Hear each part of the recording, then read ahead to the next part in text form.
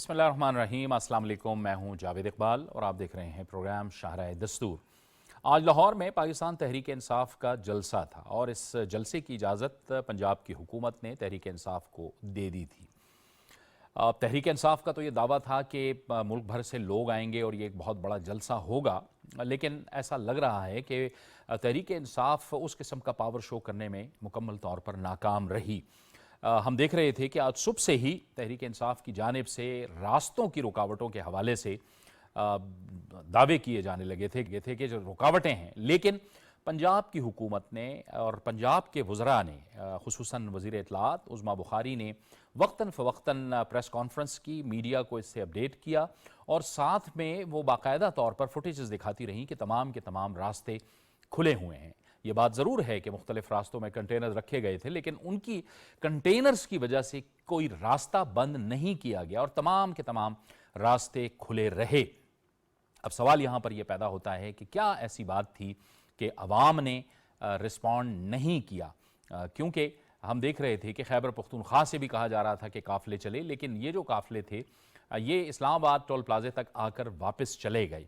यानी इस हद तक ये मामला गया कि खैबर पख्तूनख्वा के वज़ीर आला अली अमीन गंडापुर, जो पिछले जलसे में भी बड़ी अजीब व गरीब और काबिल मज़म्मत ज़बान इस्तेमाल करते रहे और उसके बाद दावे करते रहे कि लाहौर में वो बहुत बड़ा जलसा करेंगे, वो भी जलसे में नहीं पहुंच सके और वो जलसा गाह से बाहरी रिंग रोड पर लोगों से मुखातिब हुए कि मेरा सलाम कबूल करें और मैं जलसे तक पहुंच गया हूं और अब मैं वापस जाऊंगा। तो ये यकीनी तौर पर तहरीक इंसाफ के लिए उस लाहौर में जहां से तहरीक इंसाफ को यहाँ से एक ज़माने में जो कहा जाता है कि कुछ मदद से, कुछ इशारों से क़ुव्वत मिली थी, आज वहीं पे तहरीक इंसाफ का ख़ात्मा दिखाई दे रहा है। जो प्रेस कॉन्फ्रेंसेस हुई उसमें वज़ीर इत्तलाआत उज़्मा बुखारी ने ये कहा कि अवाम ने जो इंतशार की सियासत है उसको मुस्तरद कर दिया है, अवाम ने जो है वो तहरीक इंसाफ को मुस्तरद कर दिया है। वफाकी वज़ीर इत्तलाआत और नशरियात ने इस पर रद्द अमल दिया और अताउल्लाह तारड़ का ये कहना था कि तहरीक इंसाफ को अपने बानी के लिए NRO चाहिए जो उन्हें नहीं मिलेगा, और उनका भी ये कहना था कि पंजाब के अवाम ने इंतशार और तकसीम की सियासत को मुस्तरद कर दिया है। इसके साथ साथ अब से कुछ देर पहले सीनियर सूबाई वज़ीर मरियम औरंगज़ेब ने भी एक प्रेस कॉन्फ्रेंस की और उनका भी यही कहना था कि PTI की जो पुरतशद्दुद सियासत का ट्रैक रिकॉर्ड है उसके बावजूद पंजाब हुकूमत ने उन्हें जलसे की इजाज़त दी और उनका हाल ये था कि अली अमीन गंडापुर समेत कई जो रहनुमा हैं वो भी जलसागाह नहीं पहुंचे। तो अब सवाल यहाँ पर यह पैदा होता है कि ये जो जलसे हैं, जो कि ज़ाहिर है सियासी जमात, पुरअमन सियासी जमात का आइनी और कानूनी हक है, तहरीक इंसाफ ने इससे क्या हासिल किया? एक बार फिर वही बातें जो इस्लामाबाद के जलसे में हुई थी, जिस तरह से तोड़ फोड़ हुई है और जिस तरह से पुलिस पर पथराव किया गया।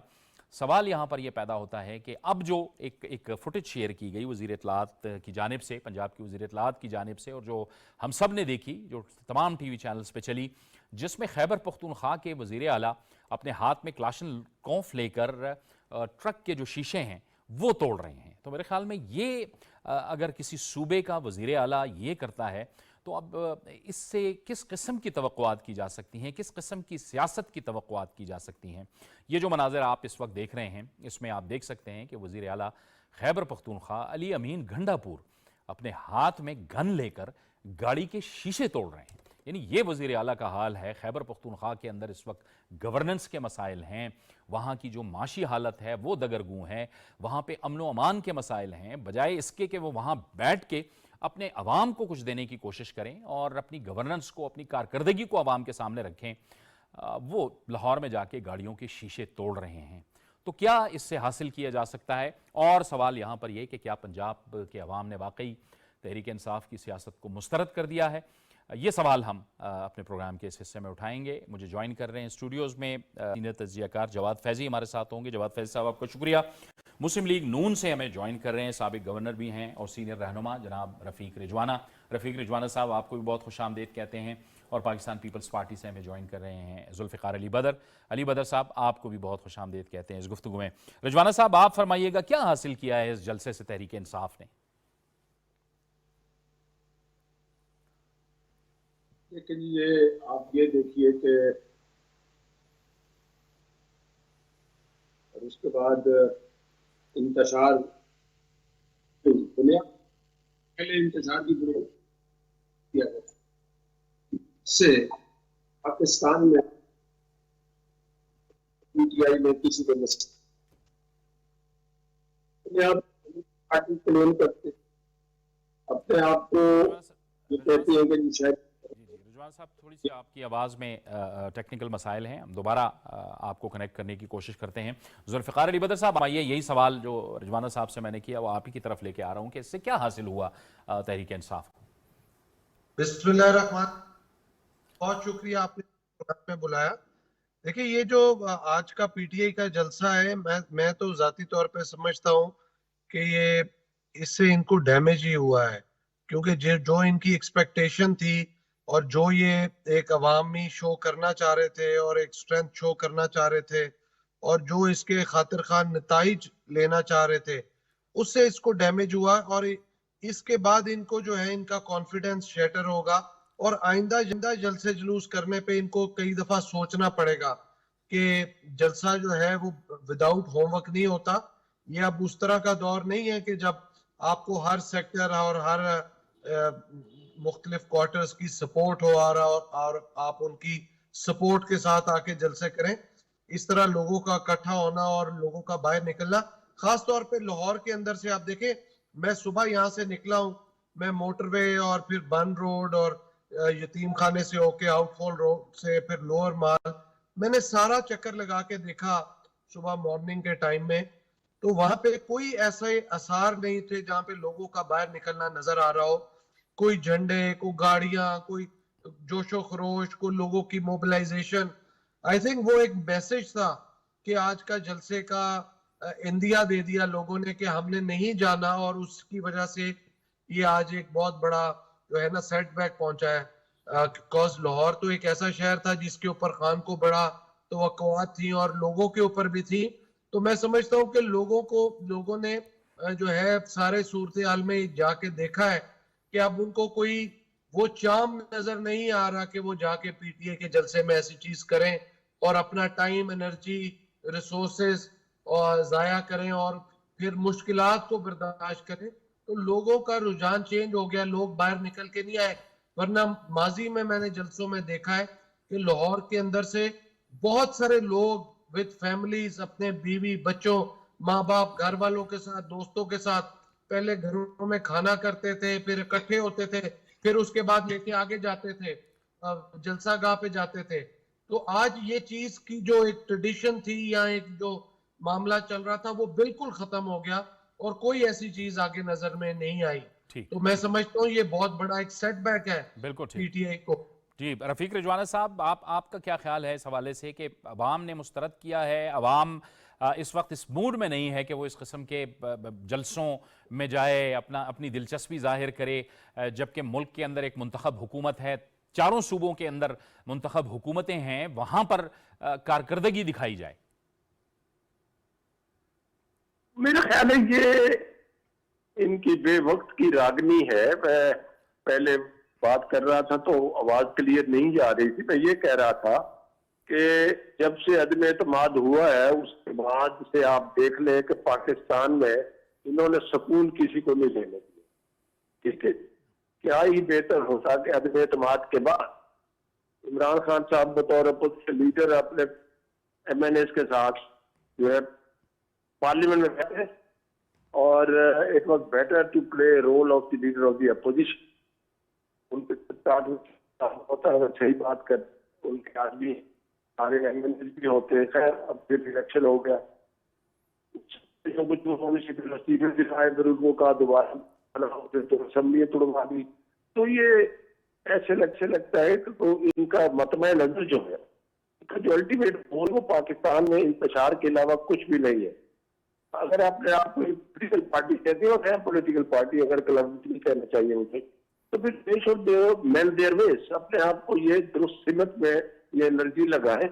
इस तरह से शोर शराबा भी, आप ये वो वीडियो दिखा रहे थे वजीर साहब की, इस्लामाबाद में रावलपिंडी की, उसको एक वजीर आला क्लासन को पकड़ के एक ट्रक खड़ा है, उसके शीशे तोड़े हैं, तो ये क्या? और मैं तो समझता हूँ उनकी सीवी में बहुत बड़ा क्रेडिट है, ऐसे आदमी को आला बनाया और अमल करना ही नहीं रहे, तो अनफॉर्चुनेट। बाकी रहा जलसे की हद तक है, आवाम थोड़ी है, ये ज्यादा आई, जलसा हो गया, ठीक है जी। अब आवाम भी तो तंग आ गई है जी, रोज रोज कौन आता है? अब तो लोग जलसों में ये करते हैं कि तैयार हुए, जिन्होंने आना नहीं होता वो कहीं इंपॉर्टेंट जगह पे लीडर को या मकामी जो उनके होते हैं उनको शक्ल दिखाए और फिर बाद में गुम हो गए। इसमें भी ऐसे लगता है। चलो मैं कहता हूँ ये आदमी आ गए, जलसा आपने कर लिया, उसके बाद आपने हासिल क्या किया? क्या मिला आपको? पाकिस्तान इस वक्त जिन मसाइल का शिकार है, तो मेरा ख्याल है सियासत से ज्यादा हमें मईशत का जो रोना रो रहे हैं, मईशत की बहाली के लिए कोशिशें हो रही है। हुकूमत अपने पॉलिटिकल कैपिटल को, मतलब सियासी पार्टी है, हम पॉलिटिकल कैपिटल के कॉस्ट पे हम इकोनॉमी को बचाने की कोशिश कर रहे हैं, तो उसमें साथ देना चाहिए। सियासत अपनी अपनी आप करें। तो ये अफरा तफरी की सियासत 9 मिनट वाक़ किस किस का रोना रोए, हम किस चीज की बात करें? अवाम का ज़हन खराब करके और सोशल मीडिया में जो तबाही फेरी है जब से इमरान खान साहब ने ये काम शुरू किया है, और मतलब अब्रॉड में बैठ के, बैरून मुल्क बैठ के सोशल मीडिया को कंट्रोल किया जा रहा है। और अभी फैज अमीर साहब के हवाले से जो बातें आ रही हैं, देखें आगे क्या होता है। तो इसको अगर आप कैलकुलेट करें, तो फिर आप एनालिसिस करें और उसको देखें, कंपैरिजन करें पॉलिटिकल पार्टीज का आपस में, तो फर्ज किए कहते हैं कि हम बड़े मकबूल है।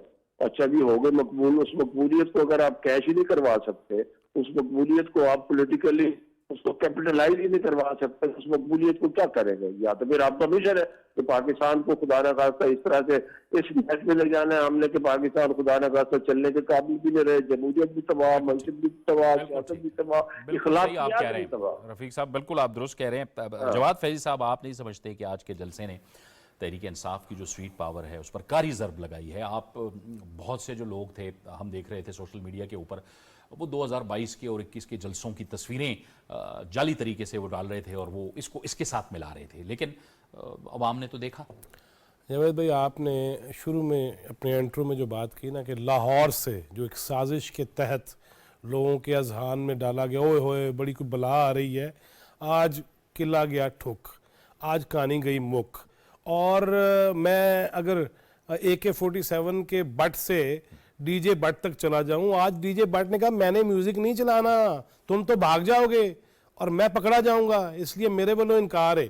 लिहाजा हमने ये भी देखा, देखिए कल तक एक शख्स बैरून मुल्क बैठ के वो ये कह रहा था, और जिससे रऊफ क्लासरा साहब अपना उस्ताद भी कहते हैं, सहबाई साहब, वो ये कह रहे थे तैयारे बिल्कुल तैयार हैं, पाकिस्तान की अहम तरीन शख्सियात जो हैं वो जहाज़ों में बैठने के लिए तैयार हैं और बांग्लादेश वाली सूरत हाल पैदा हो इससे उनकी जहनी कैफियत का आप अंदाजा लगा सकते हैं। और वो जिस हालत में, और फिर वो एक मोहित पीरजादा अपने अब्बा जी के मरे हुए अंगूठे लगाने वाला, उसकी आप ट्वीट देखें, इस किस्म की गंदी गुफ्तगू जिस पे अल-अमान अल-हफीज़ी कहा जा सकता है।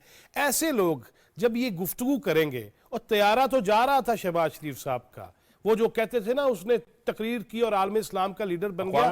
अब आप देखिए, एक तरफ आपने दुनियाए आलम को इस इलाके के, इस खित्ते के मसाइल बताने हैं, बैनुल अक़वामी सूरत हाल की गुफ्तगू करनी है, पाकिस्तान के अंदर माहौलियाती तब्दीली किसी की वजह से जो आ रही है उसमें जो डैमेजेस है उसकी बात करनी है, और यहाँ पे हम बांग्लादेश मॉडल की बातें कर रहे थे। और मुझे तो वैसे बड़ी शर्म आ रही है कि इस मौका पर जाना, तो वो बदमस्त हो के जो शीशे तोड़ रहे थे, भाई एक रात पहले पहुंच जाते ना। आप तो ढोल लेके जा रहे थे और पोल ही खुल गया सारा आपका। आप लटे यूं घुमा घुमा के कह रहे थे, और जो जबान इस्तेमाल की थी, अब आप किस मुंह से जा रहे थे? आपको कुछ नहीं कहा गया। लेकिन मैं 2-3 चीजें बड़ी वाज़ेह कहना चाहता हूं।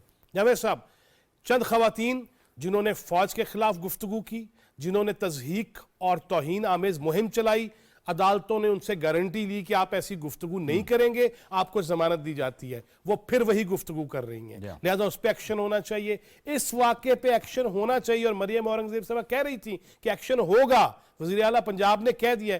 ये क्या तरीका है कि एक तरफ आप तालिबान के साथ मिलके बैठे, बाहमी शीरो शकर हो, आबादकारियां करें, दहशतगर्दी को फिर से परवान चढ़ाएं, और आप AK-47 लेके कौम के बच्चों को, नौजवानों को सबक क्या देना चाहते हैं? जिसका दिल करे असला उठा ले, जिसका दिल करे जो मर्जी कर ले। और ये वो सारी वो चीजें हैं जो मुल्क को खुदा ना खास्ता कमजोर करने की साजिशें हैं, जो कामयाब नहीं होंगी, लेकिन इन पे अब नजर रखनी होगी। आज लाहौर के जलसे में, और एक बात आखिरी में कहूंगा, फिर आप उधर भी चले जाइएगा, दिन की रोशनी में इनके जलसे नहीं चल सकते। ना ठुमके लगते हैं, ना रक्सो सुरूर होता है, ना नशे होते हैं। दिन की रोशनी में ये करते क्यों नहीं है? ये इफेक्ट्स लगाते हैं रोशनियों के हवाले से और बताते हैं कि बंदा बहुत ज्यादा है। पंजाब हुकूमत की इस हिकमत अमली को मैं सलाम करता हूं कि दिन की रोशनी में आइए, गुफ्तगू कीजिए, होशमंदाना गुफ्तगू कीजिए, और ये नहीं है कि रात को अन्नेवाह दिखा दिया इफेक्ट्स के साथ कि बहुत बंदा है, आज कलई खुल गई है और लाहौरियों ने बता दिया है कि तब वो किसी साजिश का शिकार हो गए थे, अब उनकी आंखें खुल रही हैं। और मैं उनकी माओ को, वालदैन को सलाम करता हूं जिन्होंने अपने बच्चों को फिर से कंट्रोल करना शुरू कर दिया कि ईंधन मत बनो।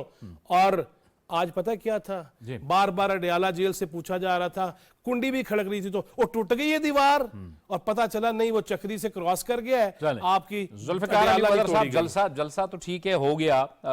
सियासी जमात अगर कानून के दायरे के अंदर जलसा करती है, जलसा हो गया, सो व्हाट? अब आगे क्या? ये जो इस वक्त पाकिस्तान के अंदर आईनी इस्लाहात के हवाले से बात हो रही है, ऑपोजिशन का तो किरदार बड़ा अहम होता है, लेकिन यहाँ आपको वो किरदार भी नजर नहीं आ रहा। फिर जलसे की अगर हम बात करें, आज फिर इस जलसे में लतीफ़ खोसा साहब ने जो जुबान इस्तेमाल की चीफ जस्टिस साहब के हवाले से, अफसोसनाक, यानी हर गुजरते दिन के साथ इनका रवैया और इनकी जो बर्दाश्त है वो भी ख़त्म है, और अजीबो गरीब किस्म की जुबान ये इस्तेमाल करते हैं, काबिल मजम्मत। देखिए जावेद साहब, ये जो लोग हैं ना, जो PTI में जाते हैं, ये लोग भूल जाते हैं इखलाकियात को। इन लोगों ने मुआशरे के अंदर इखलाकियात का जनाजा निकाल दिया हुआ है, और पाकिस्तान अब इस क्रॉस रोड पे खड़ा है जहाँ पे पाकिस्तान ने टेक ऑफ करना है।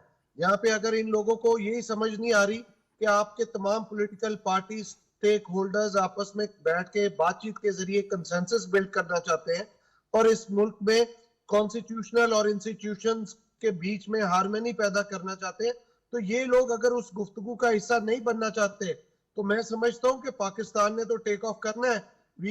हमें तो एक ये सोच और ये प्लान करना होगा कि we have to crush and we have to move on from all these kind of forces, जिससे पाकिस्तान टेक ऑफ कर सके। अदरवाइज तो ये तो इस किस्म की गुफ्तगू और जिस तरह की ये प्लानिंग जैसे 9 मई के हवाले से की गई थी, ये तो पाकिस्तान को अंदर से इतना वीक करना चाहते हैं, इंस्टीट्यूशंस को इतना खोखला करना चाहते हैं, कमजोर करना चाहते हैं कि बाहर से दुश्मन को के लिए तो हम इररेलेवेंट हो गए हैं। वो कहते हैं कि पाकिस्तान के अंदर से ही पाकिस्तान को जो है वो तबाही के दाने पे पहुंचा दिया जाए, खुदा ना खास्ता, तो बाहर से दुश्मन की जरूरत ही ना पड़े। We have to see, we have to work on it, because इसके ऊपर हमें सोचो विचार करना है। Political stakeholders, political parties, तमाम पॉलिटिकल फोर्सेस, पॉलिटिकल लीडरशिप को कि बैठ के कंसेंसस के साथ अपने तमाम इख्तलाफात को टेबल पे रखें, जहां पे चीजों की गुफ्तगू की, इश्यूज की हार्मनी हो सकती है, उसको लेके आगे चले, और मुल्क के अंदर पार्लियामेंट की सुपरमेसी के साथ तमाम इंस्टीट्यूशंस की आपस में जो है एक प्रोफेशनल वर्किंग रिलेशनशिप होना चाहिए, जो आइन और कानून के दायराकार में रहते हुए काम करें। इससे आगे चल दें, क्योंकि अगर कोई ये समझ रहा है कि पार्लियामेंट सुप्रीम नहीं है और पार्लियामेंटेरियंस आए हैं और उनको ये इस्तेकाक नहीं है लेजिस्लेशन करने का, जो ये लोगों की गलतफहमी है।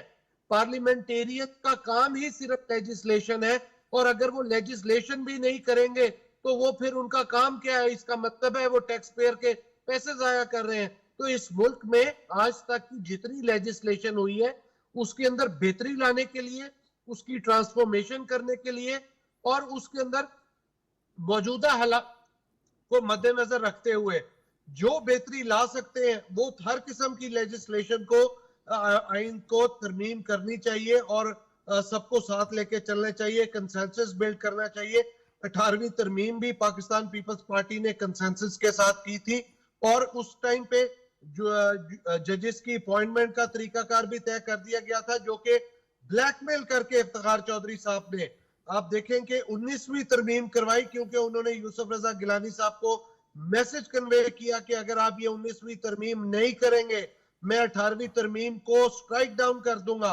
तो आप देखें इस किस्म की जो माजी में हरकत हुई है, उसके बाद मैं ये अब समझता हूं कि पार्लियामेंट को जो है एज ए स्टेक होल्डर्स मुल्क के अंदर हर किस्म के इदारे को उसके आइन और कानून के अंदर रहते हुए उनको एम्पावर करना है ताकि ये मुल्क आगे तरक्की कर सके और लोगों को सस्ता और फौरी इंसाफ मुहैया हो सके। बिल्कुल सही। ये नहीं है कि दादा पोता केस हो कि सिविल केस स्टार्ट हो सिविल कोर्ट के अंदर और सुप्रीम कोर्ट तक 30 साल लग जाए। ये रफ़ीक रिजवाना साहब, ये मिसाक़ जमहूरियत की बात की, हम इसके विटनेस हैं, हमने इसको कवर किया उस दौरान, और अब जो हम चीज़ें देख रहे हैं ये उसका एक तसलसल है। एज ए सहाफ़ी मैं उन चीज़ों को देखता रहा, उसको कवर करता रहा, और आज हम इस सफ़र तक पहुँचे हैं कि जब दो पाकिस्तान की सियासी जमातें उस वक्त जब मिसाक़ जमहूरियत कर रही थी, उन्होंने हालात को देखा, उन्होंने निज़ाम को देखा और फिर एक चार्टर किया ताकि पार्लियामान को मजबूत किया जाए, जमहूरियत को मजबूत किया जाए। लेकिन हम देखते हैं कि हर कुछ अरसे के बाद रुकावटें अब भी मौजूद हैं। कभी वो तीसरी सियासी कुव्वत जरूर उभरे, लेकिन वो पार्लियामान के रास्ते में, जमहूरियत के रास्ते में, निजाम के रास्ते में वो रुकावट ना बने। तो ये रुकावटें अब भी मौजूद हैं। जावेद साहब, रुकावटें पैदा की जाती है और ये रुकावटें जो है क्यों पैदा की जाती है? फर्ज किया आप मुझे एक सजेशन देते हैं, एक पॉलिटिकल पार्टी है, you are on the treasury bench, तो मैं एक पॉलिटिकल पार्टी हूँ, तो मेरा ये काम नहीं है कि जो चीज आपकी तरफ से आए और मैं कहूँ ये गलत है। मेरा ये काम है कि मैं कहूँ जावेद साहब आपकी तरफ से ये आई है, मेरा इनपुट ये है, आपकी ये क्लासेज जो है ना, इस पर मुझे ये लीगल और ये कॉन्स्टिट्यूशनल एतराज है। वो चीजें, वो एतराज, वो क्रिटिसिज्म जो मतलब है कि बेहतरी के लिए होता है, उसको तो करना नहीं है। आपकी तरफ से जो चीज भी आए उस पर ना करनी है, उनकी तरफ से जो चीज भी है वो कहते हैं हमारी सारी बातें जो है ना, we are the most intellectual people और हमसे बढ़ के अफलातून कोई नहीं है और वही पाकिस्तान को चलाना है। अब ये अमेंडमेंट की बात हो रही है, देखिए अमेंडमेंट एक प्रपोजल है ना जी, तो प्रपोजल पे आप अपना इनपुट दें, आइए बात करें, लिख के दें आप लोग। अब मैं आपको बताता हूँ कि इस प्रपोजल में उन्होंने जजेस, हाई कोर्ट के जजेस की तकरीरी का एक तरीकेकार बनाया है, ठीक है ना, प्रपोज किया है कि हाई कोर्ट के लेवल पर भी एक कमेटी होनी चाहिए। तो मैं, ये आज की बात नहीं है, मैं 2012 में जब दूसरी दफा सेनेटर बना तो 2014 की बात है तकरीबन कि हमने इस पार्लियामेंट्री कमेटी का, मैं भी मेंबर था for the appointment of the जजेस टू द सुपीरियर कोर्ट्स, तो हमने ये देखा कि जो जजेस की एलिवेशन का तरीकेकार है उस पर बड़ी उंगलियां उठती हैं। तो क्यों ना ऐसा तरीकेकार हो कि सूबाई सतह पर हर प्रोविंशियल हाई कोर्ट में एक ऐसा तरीकेकार हो ताकि कम से कम एतराज हो। तो हमने बड़े सीनियर वकला से मशवरा किया, रिटायर्ड जज साहबान को दावत दी सेनेट में, उसके बाद हमने एक पेपर तैयार किया, उसमें हमारी सजेशन ये थी कि हाई कोर्ट के लेवल पर हाई कोर्ट के चीफ जस्टिस साहब, 2 सीनियर जजेस साहब और एक नुमाइंदा वकला का हो सीनियर, जो कि किसी पाकिस्तान बार काउंसिल का मेंबर ना हो, वो सियासत आ जाती है, इंडिपेंडेंट सीनियर वकील हो, उनकी कंसल्टेशन के बाद लिस्ट भेजी जाए जुडिशल कमीशन को, चीफ जस्टिस ऑफ पाकिस्तान को और जुडिशल कमीशन को फॉर द अपॉइंटमेंट ऑफ जजेस, ठीक है ना जी। मगर उसके बाद वो बात वही रह गई, कुछ एतराज आ गए, कुछ हो गया।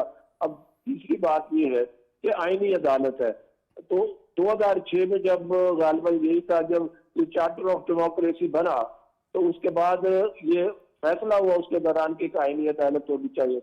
अब इसको मेरिट की बात करते हैं, एनालिसिस करें कि आज देख लें कि लोगों के जो सिविल राइट्स हैं, लोगों के जो मुकदमात हैं, वो चौथी नस्ल के बाद वहां पहुंचते हैं। पिछले दिनों आपने पढ़ा होगा कि कुछ 30 साल बाद एक सजाए मौत के कैदी की अपील जो है ना, वो मंजूर हुई है। अब ये बताइए कि वो 30 साल 10 साल उसकी अपील को पेंडिंग हुए सुप्रीम कोर्ट में हो गए। अब जो बंदा डेथ सेल में इतने अरसे से बंद है, वो तो हर रोज उसको फांसी मिलती है, हर रोज उसकी सजाए मौत होती है। तो हक़ाइक़ को जरा सामने रखें। ये जरूरी नहीं कि हमारा जुडिशल निज़ाम को बड़ा बेहतरीन निज़ाम है, मगर जुडिशल निज़ाम को सबसे पहले अदालतों ने ठीक करना है। ये आखिर ये नौबत क्यों आई है? फर्ज किया ये एतराज करते हैं, फर्ज किया क्या एतराज हो रहा है, ये बदनीयत मबनी है, ये तरामी। चलो इसका दूसरा पहलू देख लेते हैं कि जितने मुतनाज़े फैसले सियासी मुकदमात में हुए, जुल्फ़िकार अली भुट्टो साहब से लेकर जुल्फ़िकार गिलानी साहब को निकाला गया, मियां नवाज शरीफ साहब को निकाला गया, JIT बनी, JIT पर सुपरवाइजरी जज सुप्रीम कोर्ट के जज, ये कभी नहीं होता, मैं पुराना वकील हूँ, रोज सुप्रीम कोर्ट में हम पेश होते हैं। तो ये सारी चीजें जब हुई, ठीक है जी, और उसके बाद मुकदमात चलते रहे। नैब में किस किस में है, जो है ना, हम अपोजिशन में थे, किस किस में नैब के मुकदमात नहीं चले। अब बात ये है, तो अदालतों की भी जिम्मेदारी है तो वो अपने निजाम को दुरुस्त करें, लोअर जुडिशरी में चले जाएं। लोअर जुडिशरी को ठीक करना बड़ी अदालतों का काम है, सुपरवाइजरी काम करना उन अदालतों का काम है। तो these disputed judgments of the superior courts have given rise to think about the amendments। और उस अमेंडमेंट्स में ये बात है कि आखिरकार ये नौबत क्यों आई है, ये वक्त क्यों आया है। हम इसमें कोई इतने खुश नहीं है कि सुप्रीम कोर्ट के साथ या अदालतों के साथ सियासी जमातों की या पार्लियामान आमने सामने है, नो, ये कोई खुशी की बात नहीं है। मगर बात यह है कि इसमें दरमियानी रास्ता निकाला जा सकता है, इसमें ये बेहतर चीजें बैठ के सलाह करके की जा सकती है। अब बात यह है कि इसको जब भी कहे कि जी कि अब ये इन्होंने इस वक्त किया है बदनीयत की बुनियाद पर है, मैं आपसे बात करता हूँ 63A पे आइन को रीराइट कर दिया गया। आर्टिकल 95 है कि आप अदम एतमाद कर सकते हैं, 63A में उसका तरीकाकार है। आप वोट अभी दे तो कहते हैं कि फैसला आ गया, गिना नहीं जा सकता, तो 63A का भी गया, 95 भी गया। जब वोट गिना नहीं जाता तो अदम एतमाद कैसे होगा। और फिर वोट जब देंगे आप अदम एतमाद का पार्टी लाइन के खिलाफ, या जो भी उसमें 3 चीजें लिखी, फाइनेंस बिल और चीजें हैं, तो उसके बाद आपकी सजा शुरू होगी। जुर्म आपने किया नहीं, वोट आपका काउंट नहीं हो रहा, डिफेक्शन क्लॉज अप्लाई हो जाएगी। और उसके बाद अब जो फैसला आया है मखसूस नशिस्त होगा। मैं इसका एनालिसिस आप लोग कर ले तो मेरी राय में इंतहाई एहतराम के साथ, क्योंकि ये पब्लिक प्रॉपर्टी है, अब ये फैसले हम एतराज कर सकते हैं मगर वो जेन्युइन, इसमें कुछ सियासी बूद नहीं आनी चाहिए। बात ये है कि जब PTI एक जमात है रजिस्टर्ड, मगर उससे मेरी नजर में, मैंने उसमें दोस्तों को कहा था कि आप PTI के जो दोस्त थे, आप अपनी जमात के नाम से अड़े हैं।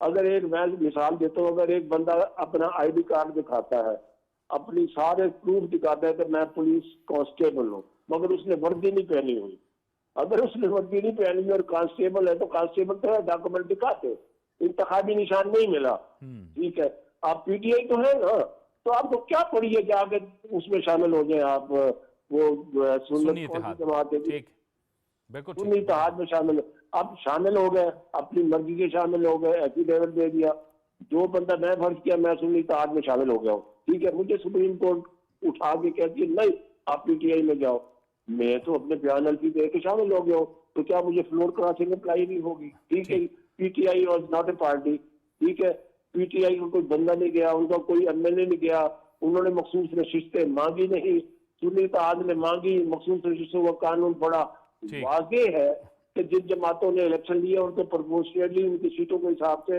उनको मखसूस नशिस्तें मिलेंगी। अब सिर्फ एक बात रहेगी झगड़े वाली, जो मैं समझता हूँ उस पर एक फैसला आना चाहिए था। बिल्कुल बिल्कुल, लेकिन ये सब सारी समझबूझ की जरूरत होती है रफीक रिजवाना साहब, और सियासी जमातें वक्त के साथ साथ सीखती हैं। हमने देखा कि बड़ी जो पाकिस्तान की सियासी जमातें हैं उन्होंने वक्त के साथ सीखा, मैच्योरिटी आई और वो आगे बढ़े और निज़ाम को बेहतर करने की कोशिश की। इन अल्फाज के साथ मैं थोड़ा सा अपनी एक ज़ाती राय भी इस पूरे एक माहौल के अंदर शेयर करना चाहूँगा कि मेरा जो ताल्लुक़ है वो खैबर पख्तूनख्वा से है। आज जो मनाज़र मैंने देखे वो मेरे लिए बड़े कर्बनाक थे कि मेरा वज़ीर आला खैबर पख्तूनख्वा का अली अमीन गंडापुर जो जलसे के लिए लाहौर गया था, वो गन लेके गाड़ी के शीशे तोड़ रहा था। खैबर पख्तूनख्वा के अंदर हम बाहर निकलते हैं, बाज़ारों में जाते हैं, हमसे तहरीक इंसाफ को वोट देने वाले रोज़ पूछते हैं कि पंजाब के अंदर मरियम नवाज़ पंजाब की वज़ीर आला रोज़ किसी एक नए प्रोजेक्ट का इफ्तिताह कर रही होती हैं, हमारा सूबा क्या कर रहा है, हमारा वज़ीर आला और हमारी हुकूमत क्या कर रही है। ये तो अब सहाफ़ियों के साथ यानी उन्होंने शेयर करना शुरू किया। ये वो लोग हैं जो तहरीक इंसाफ को जिन्होंने वोट दिया है, मेरे ख्याल में ये वक्त दूर नहीं है कि यही लोग तहरीक इंसाफ की हुकूमत से वहाँ पर ये सवाल करेंगे हमने शीशे तोड़ने के लिए या इंतशार के लिए हमने वोट नहीं दिया खैबर पख्तूनख्वा के इस मैंडेट को, गवर्नेंस के लिए दिया है। तो मेरे ख्याल में ये खैबर पख्तूनख्वा की हुकूमत को सोचना होगा कि बहुत जल्द अवाम उनसे ये पूछेंगे। बहुत बहुत शुक्रिया जुल्फ़िकार अली बदर साहब, रफ़ीक रिजवाना साहब आपका, आप हमारे साथ गुफ्तगू में शरीक। हमें एक ब्रेक की तरफ जाना है, एक ब्रेक लेंगे और ब्रेक के बाद हम एक और मौजू पे बात करेंगे।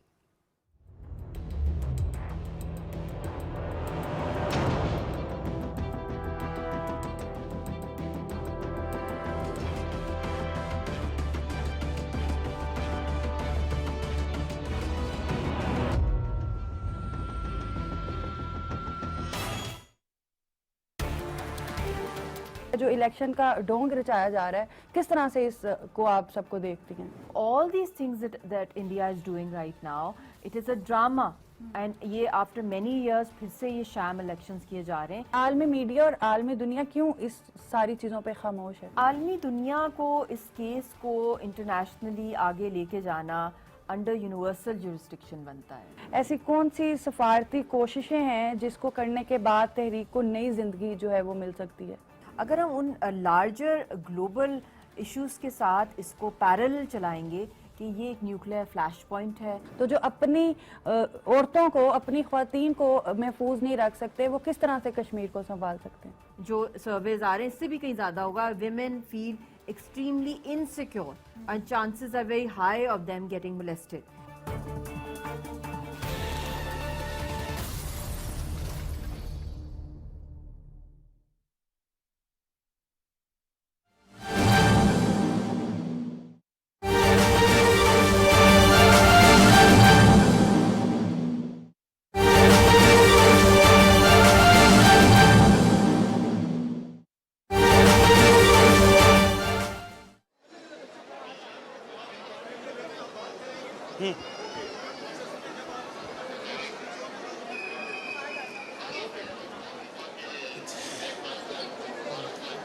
जी, सिंगापुर में जो फतह के झंडे हैं वो गाड़ने के बाद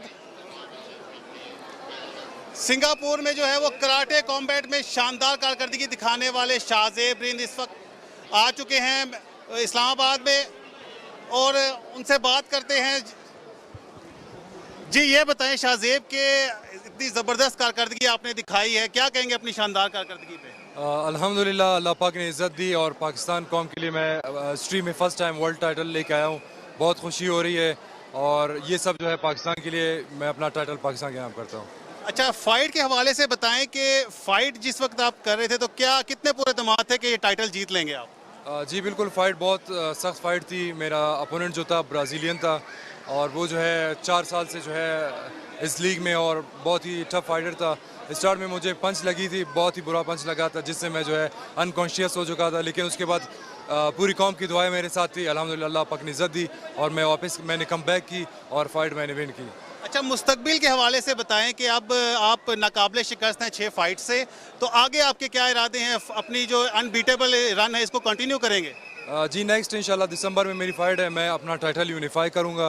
फिर उसके बाद जो है नेक्स्ट जो सेकंड डिवीज़न है उसका भी इंशाल्लाह मैं टाइटल लेके आऊँगा, डबल चैम्प, इंशाल्लाह ये मेरा प्लान है। जी, शाहजेब रिंद की गुफ्तगू आपने सुनी, वो कह रहे हैं कि जिस वक्त वो टाइटल जीते थे तो पूरे पुरअतमाद थे कि वो टाइटल लेकर वतन वापस आएंगे। इस वक्त वो कराटे कॉम्बैट में अनबीटन है और वो कह रहे हैं कि उम्मीद है कि वो मुस्तकबिल में भी अपनी शानदार कारकर्दगी का सिलसिला जारी रखेंगे। इस्लामाबाद में सिंगापुर में तारीख रकम करने वाले शाहजेब रिंद की वतन वापसी पर उन्होंने एयरपोर्ट पर पीटीवी न्यूज़ के नुमाइंदे से गुफ्तगू की है। उन्होंने कहा कि मैं अल्लाह ताला का शुक्रगुजार हूँ और तमाम पूरी कौम जिन्होंने मेरे लिए दुआएं की हैं, मैं उनका शुक्रगुजार हूँ कि जिन्होंने मेरे लिए दुआएं की और मैंने सिंगापुर में तारीख रकम की है। उन्होंने कहा कि मैं आइंदा भी इस तरह की जो है वो कामयाब कोशिशें करता रहूँगा। और ये थी पीटीवी ताज़ा तरीन।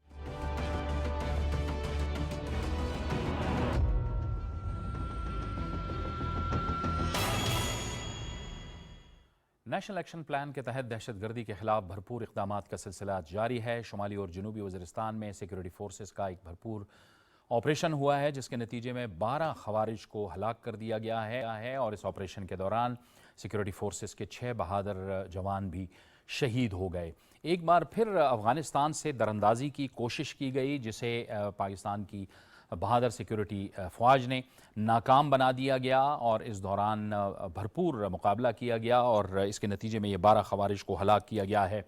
अफ़गानिस्तान की जो सरज़मीन है वो मुसलसल पाकिस्तान के ख़िलाफ़ इस्तेमाल हो रही है। अक़वाम मुत्तहिदा में पाकिस्तान मुसलसल ये मामला उठा रहा है। अब अक़वाम मुत्तहिदा के सेक्रेटरी जनरल ने भी इस बात की तस्दीक भी की है और अफ़गानिस्तान हुकूमत से इस बात का मुतालबा भी किया है कि वो हर सूरत में अफ़गानिस्तान से जो पाकिस्तान के अंदर दरअंदाजी हो रही है उसको रोके और जो कुछ अफ़गानिस्तान की तरफ से हो रहा है, जिस तरह से अफ़गानिस्तान खवारिज को उसकी हिमायत कर रहे हैं, उसकी सपोर्ट कर रहे हैं, उस पर अक़वाम मुत्तहिदा के सेक्रेटरी जनरल ने तशवीश का भी इजहार किया है। हमें ज्वाइन कर रहे हैं दिफाई तज्ज़ियाकार मसूद अहमद ख़ान। ब्रिगेड साहब बहुत शुक्रिया। ब्रिगेड साहब, मुसलसल ये हो रहा है और अब आला सतह पर इस पर तशवीश का इजहार भी किया जा रहा है और बारहा आपसे कुछ अर्सा पहले हमने बात भी की कि अक़वाम मुत्तहिदा की जो सिक्योरिटी काउंसिल है उसके अंदर भी रिपोर्ट पेश हुई, उसमें भी इसकी तस्दीक की गई कि अफ़गानिस्तान की सरज़मीन पाकिस्तान के ख़िलाफ़ इस्तेमाल हो रही है। जी हाँ, इसमें कोई शक नहीं है। देखें कि बारहा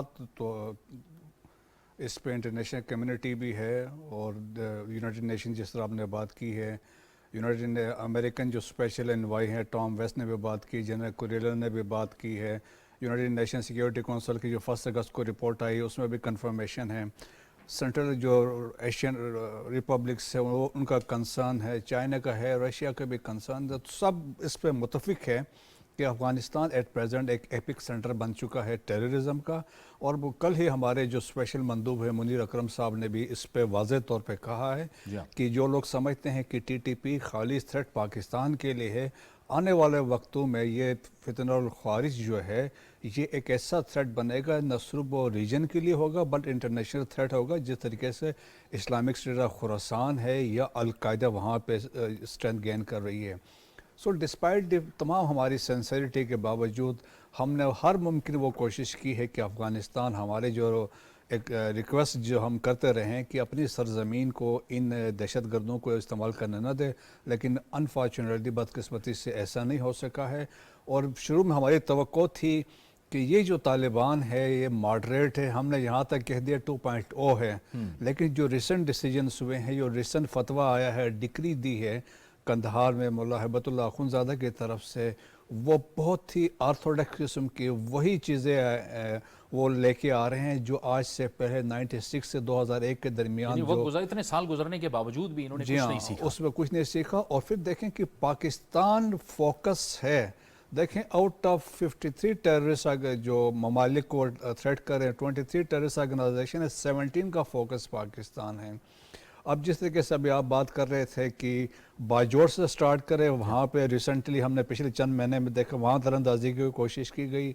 इसके बाद आप आ जाएं खैबर एजेंसी में, जिस तरीके से हमने तीरा वैली में ऑपरेशन किया, देखें तो वहाँ पे हमारी बहुत बड़ी वहाँ पे कामयाबी हुई थी, जिसमें हमने पीछे एक रिपोर्ट भी आई थी, स्पेशल सर्विसेज ग्रुप वाले भी इसमें शामिल थे, पाकिस्तान रेगुलर आर्मी के लोग थे, फ्रंटियर कोर के भी लोग थे, 37 वहाँ से दहशतगर्द मारे गए थे और 13 वैली को क्लियर कर दिया गया था। जब नॉर्थ वज़ीरिस्तान में अब जो रिसेंटली जो हुआ है कि नॉर्थ वज़ीरिस्तान की जो सरहद है वो पख्तियात से भी मिलती है और साथ खोस्त से भी मिलती है, तो वहाँ से क्योंकि वहाँ पे तालिबान की स्ट्रांग प्रेजेंस है तो वहाँ से क्रॉस बॉर्डर टेररिज्म की कोशिश की गई थी। तो वहाँ पे 7 जो टेररिस्ट थे वाइल क्रॉसिंग द बॉर्डर मारे गए थे। साउथ में यहाँ पे साउथ वज़ीरिस्तान डिस्ट्रिक्ट जो है तो वहाँ उसके बॉर्डर पख्तियात से मिलती है, तो वहाँ से उन्होंने वहाँ से भी क्रॉस बॉर्डर मूवमेंट फ्रिक्वेंटली होती है, तो वहाँ पे उन्होंने एक सिक्योरिटी फोर्स की चेक पोस्ट पर हमला किया था जहाँ से 6 शहादतें हुई थी, लेकिन उसमें 5 दहशतगर्द भी इसमें मारे गए थे।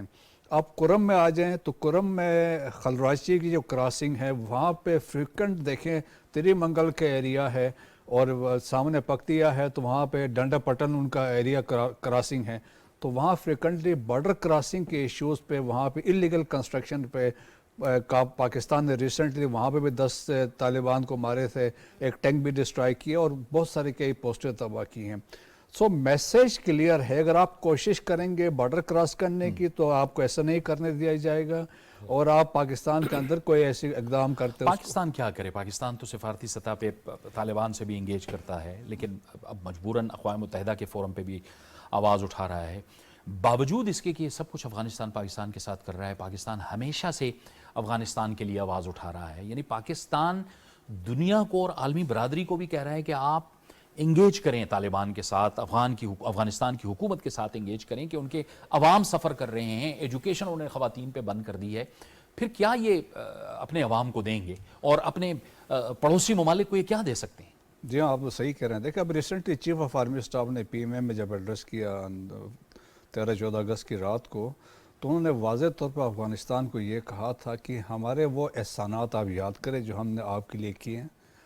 आपकी जंगें हमने लड़ी, 55 लाख एट पीक टाइम में अफ़गान रेफ्यूजीज़ पाकिस्तान में थे। स्टिल ऑलमोस्ट 3 मिलियन प्लस इन पाकिस्तान में है, लीगल भी इलीगल भी यहाँ पे है। आपका ट्रांजिट रेट यहाँ से गुज़रता है। अच्छा, यहाँ पे आपका सेकंड होम यहाँ पाकिस्तान है या कोयटा है, पेशावर है। मेडिकल ट्रीटमेंट के लिए आप यहाँ आते हैं, एजुकेशन के लिए आप यहाँ आते हैं। तो हमने आपको एकोमोडेट करते हैं, दिल खोल के पाकिस्तान ने एकोमोडेट किया। आज आप पेशावर चले जाएं, कोयटा चले जाएं, बड़े जो प्लाजास हैं, शॉपिंग प्लाजास हैं, they are owned by the Afghans, transport इनके पास है। सो हम डिस्पाइट द फैक्ट हम पाकिस्तान रेफ्यूजी कन्वेंशन का कोई सिग्नेटरी नहीं है, इसके बावजूद हमने इस्लामिक वैल्यूज़ के हिसाब से एकोमोडेट किया।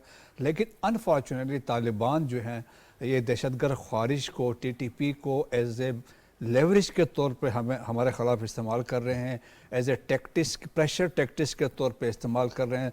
तो वजूहात क्या हो सकती है? एक तो वो चाहते हैं कि हम इनको एकोमोडेट करें, इनको एक इलाका देता कि अपनी हुकूमत वहाँ पे बनाएं, अपने वर्जन ऑफ इस्लाम वहाँ पे वो लेके आएँ। और सेकंड, वो आप देखें कि वो जो सेंटिमेंट्स से जो अफ़गानिस्तान के लोगों में था, एंटी पाकिस्तानी, जो पिछली गवर्नमेंट्स यूज़ करते रही, तो अफ़गान तालिबान भी वही यूज़ कर रहे हैं to get support from Afghan population से। तो वो भी उसको यूज़ कर रहे हैं। फिर उनका इंटरेस्ट है पाकिस्तान में, जिस तरह ट्रेड है, बाकी चीज़ें हैं, जिस तरह हम कह सकते हैं जो एक नेक्सस बनता है यहाँ पे, जो शेडो इकानमी की बात हो रही, तो उसमें भी उनका एक इंटरेस्ट बनता है। सो ओवरऑल इनकी कोशिश ये है कि एक बारगेनिंग चिप के तौर पे इनको हमारे खिलाफ एज ए प्रॉक्सी के तौर पे इस्तेमाल करें। लेकिन पाकिस्तान की सिक्योरिटी फोर्सेस, अवाम और हुकूमत, इनका तो एक मजबूत रिजॉल्व है कि हमने फितने ख़वारिज को नहीं छोड़ना और हमने तो फिर कार्रवाई करनी है अगर ऐसा होगा। देखें, अभी जिस तरह बात हुई ना, छोड़ना भी नहीं चाहिए। एहसानात की बात कर दी, आर्मी चीफ के अल्फाज भी बयान कर दिए गए, हर चीज़ करके देख ली। हम इनकी वजह से बम धमाके भी बर्दाश्त करें, क्लाशनकोफ कल्चर भी बर्दाश्त करें, हम हेरोइन भी बर्दाश्त करें, हम अपनी मईशत का वो जो है कमर भी तुड़वा लें, और इनके हवाले से हम पूरी दुनिया में सफारतकारी भी करते रहे, हम इनके मज़ाकरात भी करवाएं, उसमें सालिस भी बने, सब कुछ करें, और ये हम ही खाने को दौड़े। ये कौन सा इस्लाम है? ये किस किस्म का वो शरी निज़ाम है जिसमें अपने ही बरादर इस्लामी बहन भाइयों को, अफवाज को जो ना होती तो इनकी ईंट से ईंट मजीद बच चुकी होती, लेकिन ये हम पे ही चल दौड़ते हैं। बहुत अच्छी गुफ्तगू हो गई। हमें अंदरूनी सहूलतकारों पर भी नज़र रखनी होगी। आज लाहौर का एक जलसा हुआ, उसमें 1.5 घंटा जो आगाज में खिताब हुए वो पश्तो में हुए, और उसमें जो इंस्टिगेट किया गया, उसमें जो मैं तो कहूंगा तहकीकात होनी चाहिए। किसी भी जुबान में हो सकता है, लेकिन इंस्टिगेशन नहीं होनी चाहिए। बस यही कह रहा हूं। देखिए, पश्तो भी मुझे प्यारी जुबान है, पंजाबी भी प्यारी जुबान है, बलोची भी। मैं हर जबान को, और हमें सब जबानें आनी चाहिए। हमारी बदकिस्मती कि हम सीखते नहीं है। मुझे हर जबान से प्यार है, लेकिन मैं जो इंस्टिगेट का लफ्ज इसीलिए मैंने इस्तेमाल किया, उसकी इन्वेस्टिगेशन होनी चाहिए कि आप कहते हैं मैं अफगानिस्तान जाके मुज़ाकरात खुद करूंगा, पहले आप आबादकारियां करें और दहशतगर्दी में इजाफा हो जाए, और काबुल में एक चाय के कप के हवाले से हम पता नहीं क्या कुछ उस वक्त सोचते रहे। अब तो इन्वेस्टिगेशन हो रही है, आ गया कि हुकूमत वक्त ने जो कहा वो कर दिया गया, लिहाजा इन्वेस्टिगेशन तो बड़े लेवल पे होनी चाहिए। लिहाजा जो अंदरूनी सहूलतकार बैठे हैं ना, हमें उन पर भी निगाह रखने की जरूरत है। और मैंने जान के ये कहा है, ये वाकयातन होनी चाहिए। अब आप देखें, अगर आप लाहौर के अंदर या हमने जमान पार्क के अंदर जो देखा कि तालिबान के लोग, उन्होंने जो किया, पेट्रोल बम बरसाए सिक्योरिटी एजेंसीज पे, पुलिस वालों पे, वहां जो तूफान बदतमीजी बरपा हुआ, हमें उन सहूलतकारों पे निगाह रखने की जरूरत है, क्योंकि उनको तो हवा मिलेगी ना जब एक सूबे का वजीर आला कहेगा नहीं हम आपके साथ हैं, हम आपके साथ मुज़ाकरात भी करने को तैयार हैं। ये सारी चीजों पे नजर रखेंगे तो आपने मजबूरी बहुत तौर पे अहम बात की है ब्रिगेडियर साहब। खैबर पख्तूनख्वा की हुकूमत पे बड़ी एक जिम्मेदारी बनती है। हमने देखा कि जब सवात का ऑपरेशन हुआ, वज़ीरिस्तान में पहले ऑपरेशंस हुए, तो उसके अंदर हमने देखा कि उस वक्त सूबाई हुकूमत Awami national party, Pakistan peoples party की हुकूमत थी, मरकज़ में भी उनकी हुकूमत थी। फिर एक नेशनल एक्शन प्लान हुआ, मुस्लिम लीग नून की हुकूमत थी, तमाम सियासी जमातें इकट्ठी हुई, सूबाई हुकूमत, अवाम, ये सब जो है अपनी सिक्योरिटी फोर्सेस की बैक पे, अपनी पुश्त पे खड़े हुए और एक रिजॉल्व के साथ वो ऑपरेशंस किए गए। सूबाई हुकूमत की बड़ी जिम्मेदारी बनती है खैबर पख्तूनख्वा के। वहाँ पे हम देखते हैं कि तरजीहात कुछ और हैं। वहाँ पे तरजीहात ये हैं कि जी हम अफगानिस्तान के साथ बातचीत हम करेंगे, हम उनके साथ ताल्लुकात बेहतर करेंगे। जो मरकज़ के सब्जेक्ट हैं वो आप कैसे डिस्कस कर सकते हैं?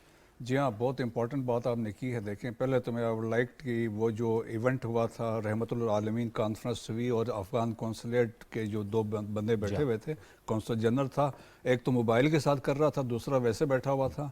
सो मतलब देखा जाए that is a very serious insult है पाकिस्तान के लिए कि वो ऐसे बदमाशी से बैठे हुए थे, पाकिस्तान के अंदर बैठे हुए थे, तो आप कैसे उसको कबूल करते हैं? मेरा ख्याल में जिस तरह गवर्नमेंट ने ऑलरेडी इसको एक फॉरेन ऑफिस ने एक्शन लिया है, मेरा ख्याल में इनको वहाँ से एक्सपेल कर देना चाहिए। सेकेंडली देखें, उसके पास तो डॉक्यूमेंट्स भी नहीं है, इलीगली ही जो कौंसल जनरल है वो प्योर कार्ड होल्डर भी नहीं थे, पैसे ले चुके हैं, तो बड़ा सीरियस है, हमें वो करना चाहिए। सेकंड देखें कि डिफरेंस देखें कि मुझे बड़ी खुशी हुई चीफ मिनिस्टर सरफराज बुख्ती की जो क्लिप अभी मैंने रिसेंटली देखा कि जब वहाँ पे नेशनल एंथम स्टार्ट हुआ तो उन्होंने देखा एक लड़का बैठा हुआ था, तो उन्होंने उसी दौरान कहा get up and leave the hall. उन्होंने कहा अगर आप मेरे नेशनल एंथम के एहतराम नहीं कर, you don't deserve to sit here. वो भी था और ये भी देखें कि अनफॉर्चुनेटली हमने पेशावर में देखा। सो टू डिफरेंट किस्म के वो उसमें है। नेशनल एक्शन प्लान की आपने यहाँ तक बात की है, देखें नेशनल एक्शन प्लान अनफॉर्चुनेटली 2014 दिसंबर में कंसीव हुआ and it was to be implemented. Unfortunately as such implement नहीं हुआ। अब जब एपेक्स कमेटी का ये जो लास्ट हमारी मीटिंग जो हुई जिसमें प्राइम मिनिस्टर ने उसको हेड किया, आर्मी चीफ्स बैठे, चीफ मिनिस्टर बैठे and they decided to launch Azm Istehkam. बिल्कुल। तो अज़्म इस्तेहकाम का कंसेप्ट यही था कि हर बंदा अपना काम करे। फौज काम करेगी लेकिन फौज के साथ जो बाकी जो चीज़ें हैं एलाइट हैं, अब मिसाल के तौर पर देखें socio economic development is a professional subject, आपने काम कराना है, बिल्कुल सही, ठीक है ना, सूबाई हुकूमत का काम, सूबाई हुकूमत का काम। अब कैपेसिटी बिल्डिंग की बात करते हैं, आप पुलिस को तैयार करें, इक्विपमेंट दें, उनको वेपन्स दें, उनकी कैपेसिटी बिल्डिंग करा। अब खैबर पख्तूनख्वा में 537 टोटल सीटीडी के लोग हैं, जबकि 92% अटैक्स जो हैं खैबर पख्तूनख्वा और बलूचिस्तान में हो रहे हैं। बिल्कुल सही। तो आप बताएं कि 537 लोग कैसे लड़ेंगे जब आपने उनको तैयार नहीं किया है। फिर देखें हमारे यहाँ बल्कि उल्टा तो खत्म हो गया, बल्कि उल्टा अपनी पुलिस को कहा जाए कि फौज के खिलाफ खड़े हो जाओ। वक्त भी खत्म हो गया। बहुत बहुत शुक्रिया ब्रिगेडियर मसूद अहमद खान साहब आपका, जवाद फैज़ साहब आपका भी बहुत बहुत। ये था हमारा आज का प्रोग्राम। जावेद इकबाल को इजाज़त दीजिए। अल्लाह हाफ़िज़।